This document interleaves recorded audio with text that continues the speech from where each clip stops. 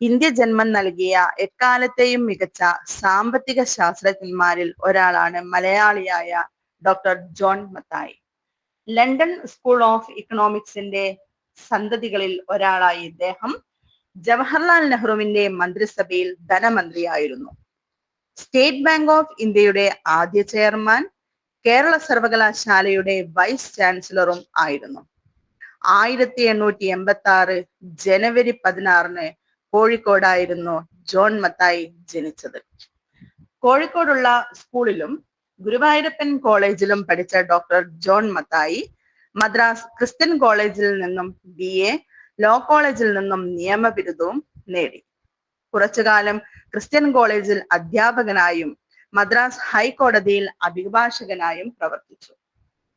അതിനുശേഷം ഉപരിപഠനത്തിനായി ബ്രിട്ടനിലേക്ക് പോയി. ഓക്സ്ഫോർഡ് സർവകലാശാലയിൽ നിന്നും ധനശാസ്ത്രത്തിന് B.Litt ബിരുദവും ലണ്ടൻ സ്കൂൾ ഓഫ് ഇക്കണോമിക്സിൽ നിന്ന് D.Litt നേടി.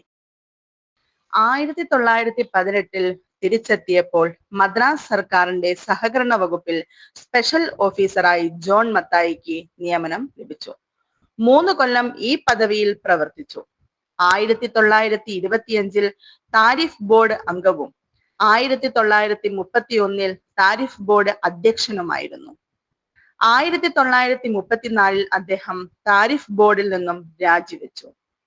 1935 സർക്കാർ ജോൺ മത്തായിയെ കൊമേഴ്സ്, ഇന്റലിജൻസ് ആൻഡ് സ്റ്റാറ്റിസ്റ്റിക് വകുപ്പിന്റെ തലവനായി നിയമിച്ചു. തൊട്ടടുത്ത വർഷം കേന്ദ്ര നിയമനിർമ്മാണ സഭയിൽ അംഗവും. 1941 ടാറ്റ കെമിക്കൽസിന്റെ ഡയറക്ടറായി. 1944 മുതൽ 1946 വരെ കാലത്ത് ടാറ്റ അയൺ ആൻഡ് സ്റ്റീൽ കമ്പനിയുടെ മേധാവിയായും അദ്ദേഹം പ്രവർത്തിച്ചു.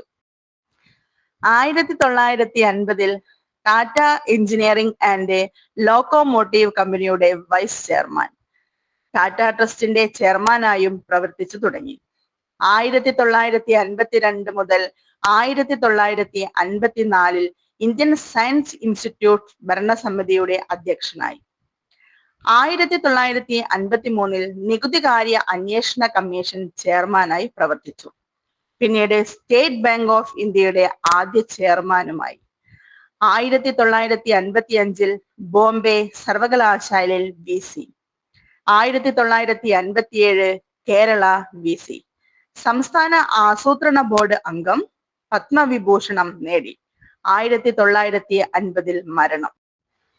ചുരുക്കെഴുത്ത്: 1886 ജനനം, 1918 മദ്രാസ് സഹകരണ വകുപ്പിൽ, 1921 ധനശാസ്ത്ര അധ്യാപകൻ, 1925 താരിഫ് ബോർഡ് അംഗം, 1931 ചെയർമാൻ, 1935 കൊമേഴ്സിൽ ഇന്റലിജൻസ് ആൻഡ് സ്റ്റാറ്റിസ്റ്റിക് മേധാവി, 1941 Tata chemical director, 1944 Tata iron and steel company MD, 1946 ഇടക്കാല മന്ത്രിസഭയിൽ, 1947 നെഹ്റു മന്ത്രിസഭയിൽ ധനമന്ത്രി, 1950 chairman, Tata vice chairman, 1955 Bombay സർവകലാശാല VC,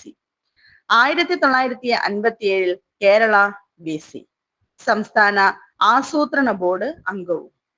1959 മരണം.